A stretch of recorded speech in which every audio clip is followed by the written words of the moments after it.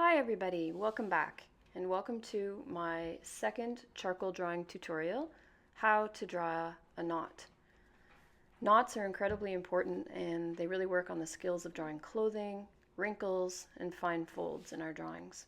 So if you have a piece of fabric that you can tie into a knot, you're then just going to put it onto a piece of white bristleboard or up against a white wall, move it around until you get a position with it that you like.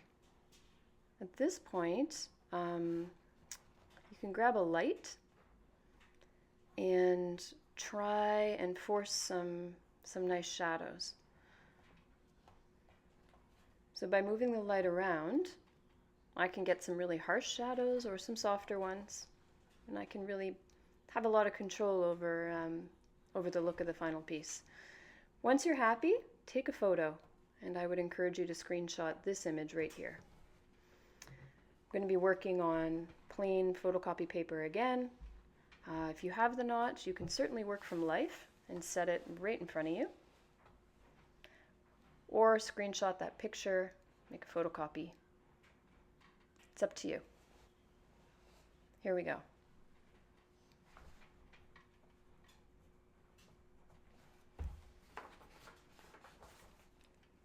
So the first thing we need to consider is how to draw the knot. It's a little bit overwhelming just looking at it. There's lots of lines, lots of folds, and it's easy for the brain to get a bit confused. I would suggest drawing it quite large. You want to work almost the entire width of your 8.5 by 11 sheet of paper. I like to break it down into geometric shapes. I've shown you how I'm going to do that with some red marker here. Just going to lightly sketch that in. The pencil, again, just like when we did the sphere, I don't want to go too dark with my pencil lines because anytime you have a harsh outline around your work, it flattens it. Makes it look a little less realistic. My pencil lines will be a little bit darker than yours, simply because it's important that you can see them. Once that's done, you're going to start adding some organic line. So I'm going to go back to my original image, and I'm going to work at adding those softer curves. The geometric shapes have really helped me get the proportions that I want and to get the big sections marked out.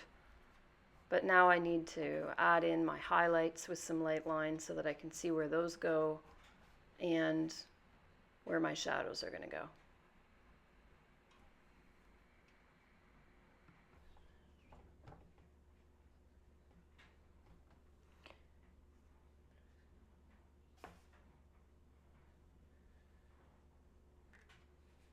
Pay specific attention to the center of that knot. Notice how as the pieces of fabric cross over each other, it means that there's little bumps in the outer contour lines of everything because it is something sitting on something. Watch those gentle curves. Make sure you're going to be able to tell where those highlights are sitting and where your shadows are. Don't forget about your cast shadow underneath it.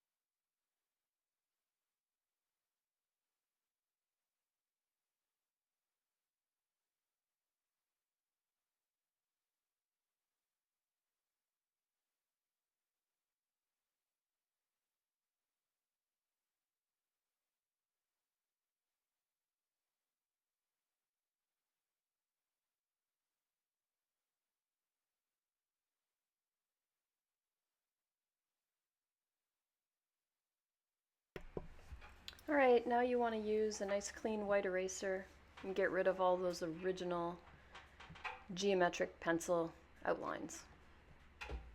It's important to do this now because if you don't, they might very well interfere with an area of your drawing that is all highlight.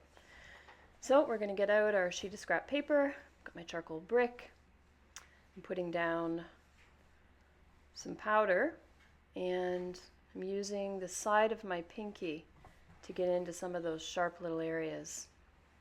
If you didn't watch tutorial number 1 on how to draw a sphere, I did run over how to use your fingers, specifically your pinky, the side of your pinky and the side of your thumb, to get some nice sharp cuts. So I'm putting in my dark tonals first. I always start dark, and then as I work, I lighten up my tonals all the way through to my highlights. And then I tend to start a little bit blurry, so it's almost like an out of focus picture. As I work over top, I bring it more and more and more into focus. Getting all those dark tonals down first. It's going to help for a couple of reasons. It's going to help me know where I'm at, so it's identifying the spots, like a little map of all of the important areas of the knot. But also, I can then pick up some of the pigment that's sitting in those dark recesses and use it to blend on a nice curve outwards and create those nice soft folds. This is another reason why using the entire width of your sheet is important. If you go much smaller, it's pretty hard to get into those little nooks and crannies, because the smallest digit we have on that hand is our pinky. Now, of course, you can use something like a Q-tip or a paper stomp. I just really feel like I have the most control with my hands. Always important to wash them first. Any food or body oils on your fingers, on your hands, are going to leave a residue on your paper. And while you might not see it, charcoal is going to react differently wherever that is.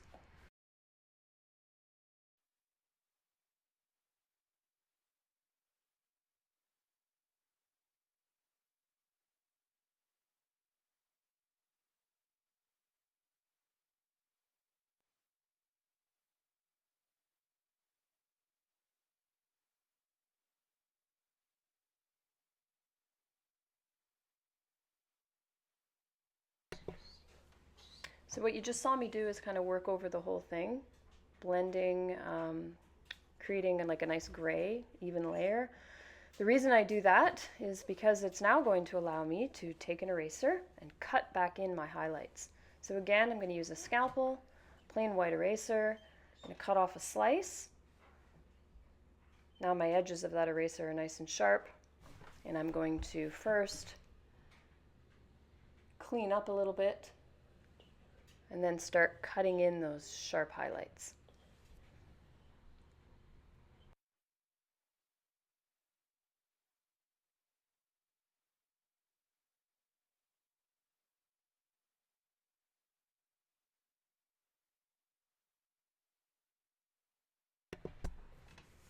And if I hadn't done that blend all over the whole thing to give it at least a little bit of gray pigment somewhere, you would never have noticed when I erased in the highlights. So that's why that step happens.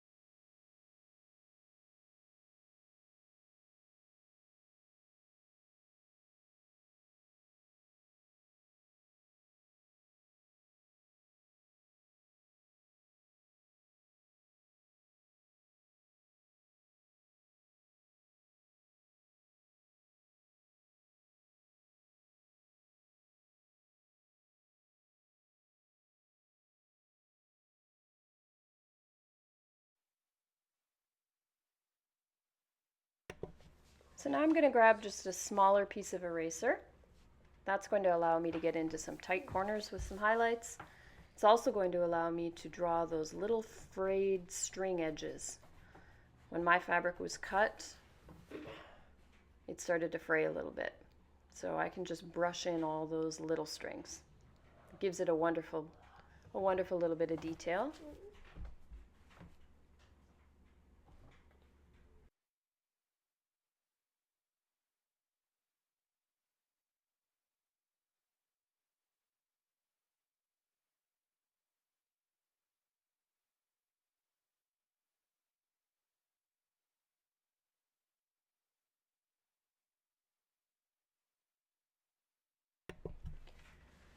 Clean up any of my smudges with a nice clean eraser. Now I've got one of my General's charcoal pencils, and I'm going to use it just to sharpen the image a bit. So I'm going to bring it into focus. I need some tighter, sharper lines here and there.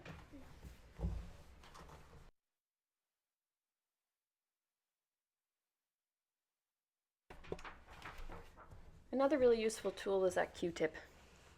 If you don't happen to have a Q-tip lying around, you can just twist a little bit of cotton batting from a cotton ball around, barbecue skewer, one of those wood barbecue skewers, or you can just use the charcoal pencil. Another useful tool that you can see there on the right is a paper stomp. It's basically just tightly rolled paper. You can clean it and sharpen it on a piece of sandpaper at a 45-degree angle. And it works really nicely because it blends. It blends the charcoal really well, and you have a lot of control because of the fine tip.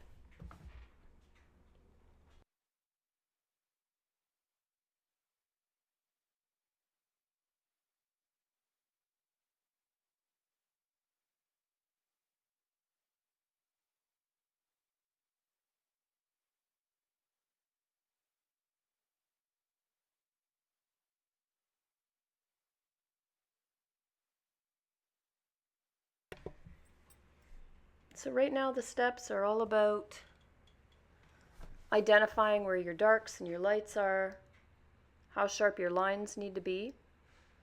Try and notice how often when there's a really dark line, right beside it there's also a really light one. You never want a strong outline like there would be in a coloring book. Most dark lines will fade on one side.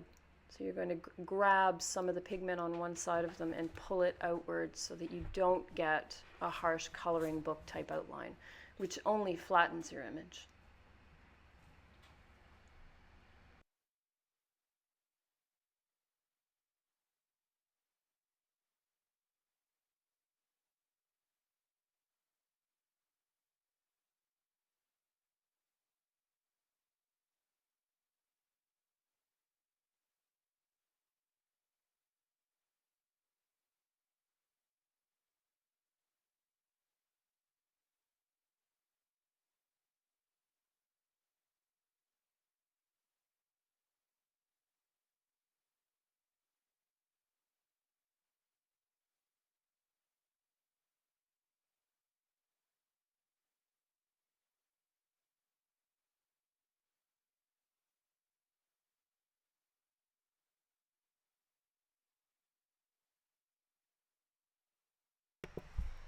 Now I'm using my paper stomp just to pull out the shadow of some of those string fringe. I don't use my pencil for this because the pencil just goes too dark, but the paper stomp is perfect. The other option is to use your finger, and then you're going to work back in negative with an eraser to erase everything but the little gray lines that you want to keep.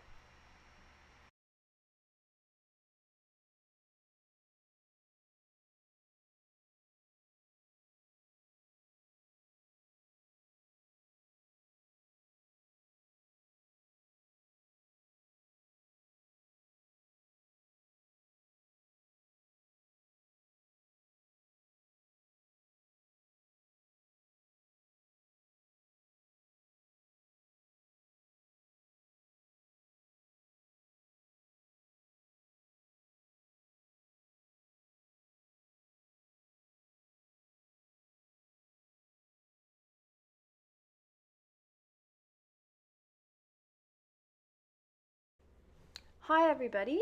Thanks so much for joining me on my second charcoal drawing tutorial, how to draw a knot. I hope you'll join me for charcoal tutorial number 3, drawing a skull. You can keep up with me on social media. I'm most active on Instagram at Sarah Janes Art, but I'm also on Facebook. You can see my new work, purchase originals and prints at www.sarahjanes.com. Take care.